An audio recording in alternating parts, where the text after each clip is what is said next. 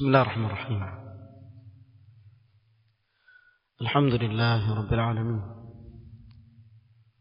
والصلاة والسلام على رسوله الأمين محمد وآله وصحبه أجمعين، أما بعد. hapa mbele yangu hakuna watu, mimi siulizi maswali, njooni huku mbele. Ukilala huku utalala, kimbia huku utalala, kulia na kushoto. Mimi sioni watu. Kwa hiyo mnakwenda nyuma kulia na kushoto, wanafunzi mkimbia hapa mbele. Ningelikuwa mimi ni nyinyi nikikaa hapa mbele, sio kwa sababu sitolala. Sasa wewe lala huko na pembeni huko ulale. Sisemi nyinyi mloko pembeni mshalala, la.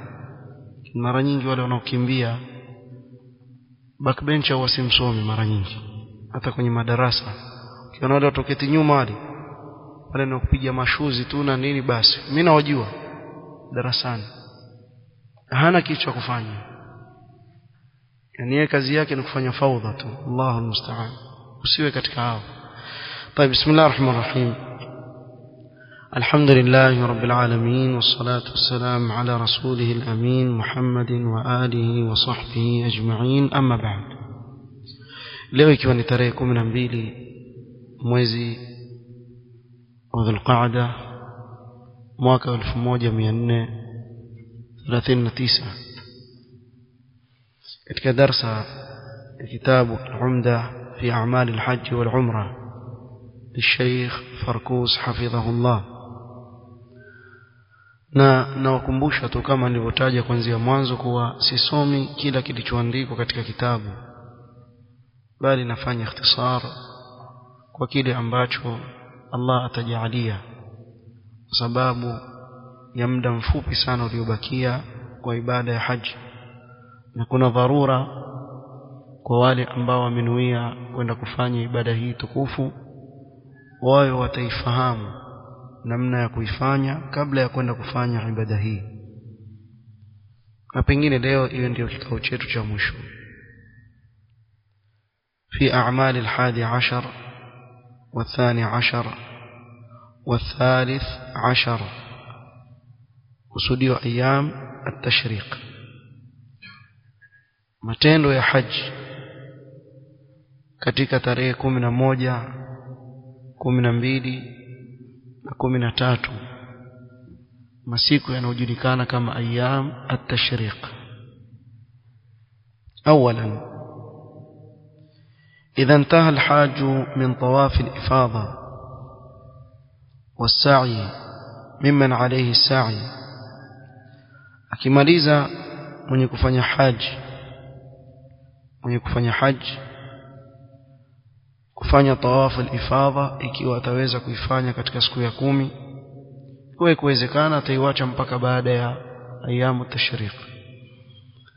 Na pia akaenda sa'i baina Safa wal Marwa kwa wale ambao wana sa'i, kama anafanya haju tamattu, ambao ndio wengi leo wafanya haji hiyo. فإنه يرجع إلى منى للمبيت بها في ليلة 11 و12 من ليالي أيام التشريق وجوبا على الراجح وهو مذهب الجمهور. atarudi Mina, alale Mina usiku wa kuamkia tarehe 11 na usiku wa kuamkia tarehe 12 katika masiku ya tashriq, na hii ni wajibu kwa kauli yenye nguvu, na ndio kauli ya wengi katika wanaovioni. wa amma lailatu 13 fahiya ala al-istihbab, ama usiku wa kuamkia tarehe 13 ni mustahab, bimaana aweza kuondoka tarehe 11 shalala, na usiku wa tarehe 12 baada ya kutupa vijiwe tarehe 12 aweza kufanya nini? Kuondoka. لقوله تعالى: فمن تعجل في يومين فلا إثم عليه ومن تأخر فلا إثم عليه لمن اتقى. kwa mwenye kufanya haraka akaondoka baada ya siku 2 hana dhambi, na mwenye kuchelewesha akaondoka siku ya 3 pia hana dhambi. Kwa hivyo kulala usiku wa tarehe 11 na usiku wa tarehe 12 Mina ni wajibu, ama usiku wa tarehe 13 ni mustahab kwa ushahidi wa hii aya. ويرمي الحاج في كل يوم من أيام التشريق 3 ب7 حصيات مع التكبير على إثر كل حصاة. atatupa vijiwe huyo haji katika kila siku katika masiku ya tashriq ile matatu, ikiwa tabakia mpaka siku ya 3, kwa vijiwe 7, na kila anapotupa kijiwe atakuwa akileta takbira Allahu akbar, Allahu akbar, Allahu akbar 7, jiwe 7. لكل جمرة من الجمرات 3, kwa kila kikuta katika vile vikuta vitatu. kuna jamratul aqaba al-kubra, kuna al-wusta na kuna sughra. Kuna lile kubwa na la kati na kuna dogo. Kila moja atatupa ngapi? 7.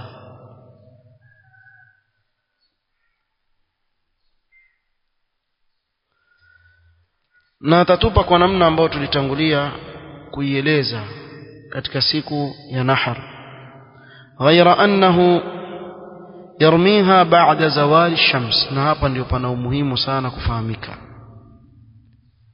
tofauti ya vijiwe vinavyotupwa katika ayamu tashriq na siku ya Nahar. Ni kuwa katika ayamu tashriq ni ba'da zawal, baada ya kuingia wakati wa dhuhuri. لحديث ابن عمر رضي الله عنهما قال: كنا نتحين فإذا زالت الشمس رمينا. tulikuwa tukingoja jua linapopita tu hivi, yani likalala salatu dhuhuri kaingia wakati wake, pale ndio huenda kufanya nini? Kutupa vijiwe wakati الزوال. وفي حديث جابر بن عبد الله رضي الله عنهما قال: رمى رسول الله صلى الله عليه وسلم الجمرة يوم النحر ضحى. جابر سمع alitupa vijiwe Mtume صلى الله عليه وسلم siku ya Nahr tarehe 10 wakati wa dhuha. Wa amma ba'du fa idha zalat ash-shams, ama baada ya hapo ni mpaka ije wakati wa zawali ambao yakusudiwa kuingia wakati wa nini? Wa dhuhuri, yani baada ya dhuhuri. قال ابن حجر: فيه دليل على أن السنة أن يرمي الجمار في غير الأضحى بعد الزوال، وبه قال الجمهور. hapa kuna dalili kuwa sunna ni kuwa mtu atupe vijiwe katika wakati ambao au siku ambao si ile ya Eid al-Adha, awe atatupa vijiwe baada ya zawali, yani bimaana ayyam at-tashriq atupe baada ya zawali. Na hii ndio kauli ya jumhur. Na hapa akusudia nini kusema ni sunna? Hamaanishi kuwa ni mustahabu wakati ule. Kwa ushahidi wa maneno yake Ibn Hajar asema, Ibn Abd al-Barr afwan, Ibn Abd al-Barr rahimahullah ta'ala asema: ومن رماها عندهم قبل الزوال أعاد رميها بعد الزوال. mwenye kutupa vile vijiwe kabla ya dhuhuri itabidi aregelee tena baada ya dhuhuri, kwa sababu sivyo alivyofanya Mtume sallallahu alaihi wasallam. wa ayya waqtin rama ba'da az-zawal ajza'ahu, na wakati wote ambao atatupa baada ya dhuhuri, baada ya zawal, yatosheleza. إلا أن المستحب المبادرة إليها حين الزوال, isipokuwa yapendekezwa mtu afanye upesi baada ya tu ya kuingia wakati wa zawal, wakati wa dhuhur atupe vijiwe. وهي سنة الرمي في أيام التشريق عند الجميع لا يختلفون في ذلك. hii ndio sunna katika kutupa vijiwe kwa wanavyuoni wote hawakhtalifiani katika hili. Kwa hiyo katika makosa ambayo hufanywa na baadhi yetu ni kuwa ayamu tashriq watu huenda wakatupa vijiwe kabla ya zawal, bali baada al-fajr, baada salat al-fajr kuna jamaa haya twendeni wakusanywa wapelekwe, wala hakuna dharura baada al-fajr, hasa ikiwa ile siku ya 12 yani washalala. Sasa siku ya 13 hawataki kulala pale, hawataki kulala usiku wa 13, hawataka kuondoka mapema alfajiri, watupa vijiwe hao wako Maka, hata dhuhuri jingi jamaa washafika Maka. Kwa huko mtu akisema ni zahma sawa, una wakati wa kutosha mpaka usiku, baada zawal mpaka usiku endelea kutupa vijiwe. Wallahu almusta'an. Na namna hii ndivyo inavyokuwa. Alafu kule watu ajabu sana, wakifika kule watu wabadilisha madhehebu tu hivi mara hivi, kila anapoona pale ndio sahali. Madhehebu ya Shafi'i yasema hivi, na hapa akiona ndio sahali kwake madhehebu ya Hanafi yasema hivi, na hapa madhehebu hii yasema hivi. Na Mtume sallallahu afanya nini? Alifanya nini Mtume sallallahu hapo? Yani mtu abadilisha madhehebu pale kulingana na nini? Na vile ambavyo atafanya sahali yeye kwake, si ile wama ja'ala alaykum fi ad-din min haraj, la tasahul na ibada. Kwani Abu Hanifa asemaje hapa? Asema hapa haina neno, wacheni basi. Na hapa Shafi asemaje? Hapa Shafi asema hapa, Abu Hanifa asema ni lazima, lakini Shafi asema si lazima, basi tuchukue Shafi. Hapa tuchukue Shafi. Na pale Malik asema si lazima, lakini Hanbal al-Imam Ahmad asema ni lazima, sisi tuchukue ya Maliki. Sasa wewe wakusanya makosa yote, yani kusanya. Na Mtume sallallahu alisema litakhudhu anni manasikakum, asemaje? Alifanya vipi? Wewe mfuate Mtume sallallahu. Al-Imam Shafi'i rahmatullah alayhi akisema jambo, angalia limeambatana sunna, sawa, fuata. Na wengineo katika والله المستعان. ويرتب الحاج في الجمرات مبتدئا بالجمرة الصغرى وهي أبعد الجمرات من مكة. na atapangilia yule anayefanya haji vile vikuta kwa kuanza na kile kikuta kidogo ambacho ndio kiko karibu zaidi na yeye anayetoka Mina aelekea upande za Makka. Na kikuta kile ukienda upande wa Makka kuangalia Mina ndio kiko mbali zaidi na Makka. Nafikiri naeleweka. Ukiwa watoka Mina ndio cha karibu zaidi, ukiwa watoka Makka ndio cha mbali zaidi. Kwa hivyo ataanza na kile. Fa idha intaha min ramiha, akimaliza kutupa vijiwe katika kikuta kile, taqaddama qalilan an yaminihi, atasongea kidogo upande wa kulia.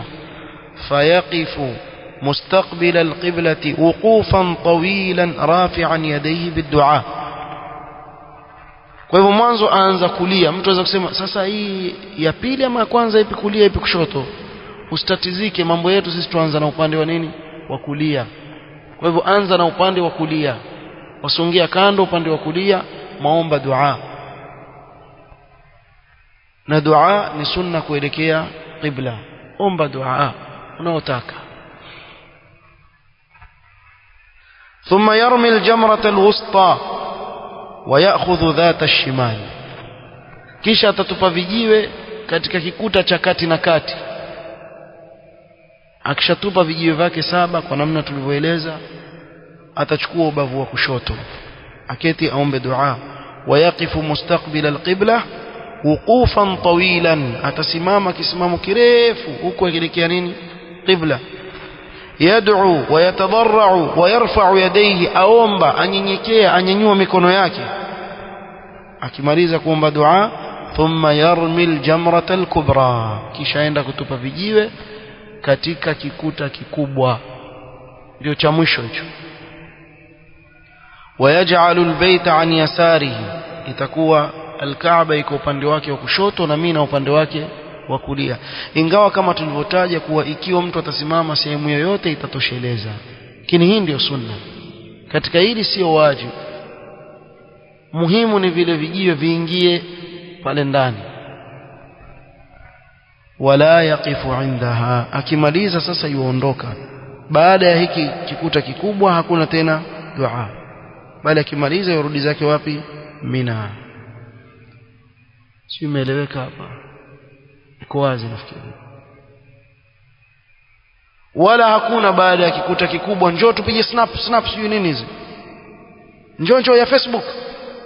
Hii sasa ndio inaitwa riya katika ibada. Ili iweje ukishapiga ile picha ukaituma kwenye hiyo Facebook yako, iweje watu waseme alhaj mashaallah taqabbal Allah minna min, jamani ombe dua nkubaliwe? Murai. Ukiwaona hawa watu wanaopiga mapicha katika ibada, wakumbushe, waambie hicho mnachokifanya ni makosa, na hakuna ibada ambayo ni sahari sana mtu kuingia katika riya kama ibada ya haji na umra. Kwa nini? Kwa sababu zile sehemu kila Muislamu atamani kufika, kila Muislamu atamani kufika, na Waislamu waziheshimu sana sehemu zile. Zina sehemu hasa katika nyoyo za Waislamu, na ndio maana watu wako tayari kutoa mali zao kwa ajili ya kwenda sehemu kama zile.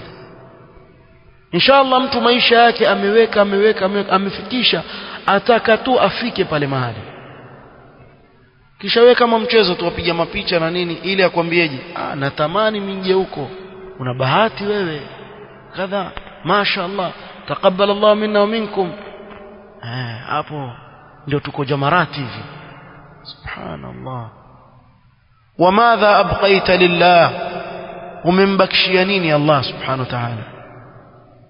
Ikiwa ni sifa utazipata sifa, utaitwa haj, na hii pia bid'a nyingine. Eti mtu akirudi jina lake labadilika sasa, ya walhaj fulani. Sahaba gani aliitwa alhaj fulani? Lakini hii utawaona wapenda kujivunia nayo na kupenda kujionyesha. Wako baadhi ya nchi ukishatoka kule hata kitambulisho pia chabadilishwa, chaandikwa alhaj fulani, na kila ukienda haji nyingi zile alhaji zazidi, alhaj fulani. Akienda pili alhaj fulani. Ya tatu kweli ziko baadhi ya nchi wafanya hivi, akienda tatu alhaj fulani, triple quadruple, hivyo zenda namna hiyo. Haya yote ni katika mambo ya kujionyesha na kujifakhiri na ibada, na ni katika sababu za kuharibu ibada ya Muislamu. Afanya tawaf selfie, la ilaha illa Allah. Ana maji ya Zamzam selfie. Haya, aswali rakaa mbili baada ya tawaf afanye selfie. Hiyo mwambie mtu nipige picha. Ukiniona na sujudu tu pale na ile tahiyatu wanakaa vizuri pale papige pale. Amona mtu amekaa kando pale yatahayanu, angoja pale, akipiga sujudu akikaa tashahud kisha haya yatuma. Hapo ndo nilikuwa nikiswali rakaa mbili baada ya kisha huwa sema hana riya. Jamaa, haya bwana, hauna riya wewe. Jamaa, mshafungua vifua vya watu, hatujafungua lakini sitokuona. Hivyo vifuani anayejua ni Allah, lakini sisi tukuona wewe unavyofanya hivyo. Si kitendo cha mtu wa ikhlas. Mtu wa ikhlas apenda amali yake ifichike, iwe baina yake yeye na nani? Na Allah subhanahu wa ta'ala. Nyoyo zenyewe ni dhaifu jamani, wallahi nyoyo zetu ni dhaifu sana. Kisha tukizipeleka katika mambo kama haya ndio tuharibu zaidi. Wallahu almusta'an. Almuhim, tumemalizia hapo katika siku ya 11. ثم يفعل في اليوم الثاني والثالث من أيام التشريق ما فعله في اليوم الأول. katika siku ya 12, 13 yote atafanya kama vile alivyofanya katika siku ya 11, hakuna tofauti. قال ابن قدامة رحمه الله: الرمي في اليوم الثاني كالرمي في اليوم الأول في وقته وصفته وهيئته ولا نعلم فيه خلافا. kutupa vijiwe katika siku ya pili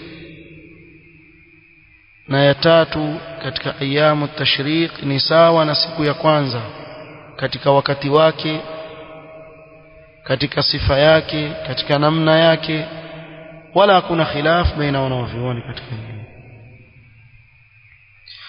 Na hapa kuna masala, ikiwa mtu hawezi kwenda kutupa vijiwe kwa sababu au kwa udhuru ya kisheria, yajuzu lilhaji in kana ajizan an mubasharati ar-rami binafsihi, yajuzu kwa haji ikiwa hana uwezo wa kwenda mwenyewe kutupa vijiwe katika masiku haya, limaradhin, imma kwa ajili ya maradhi, au dha'fin, au ni dhaifu, au kibari sinnin, au ni mkubwa, mtu mzee, mtu mzima hawezi ile zahma na mwendo pengine hauwezi, au sigharihi, au ni mdogo mtoto, si lazima aende,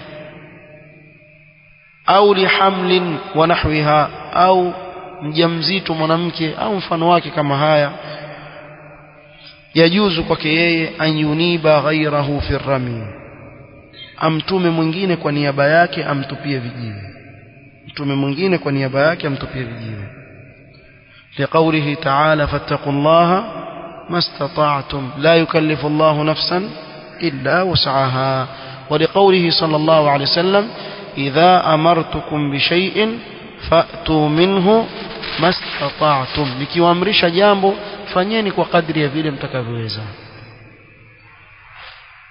Kwa hili ni jambo muhimu pia kufahamika.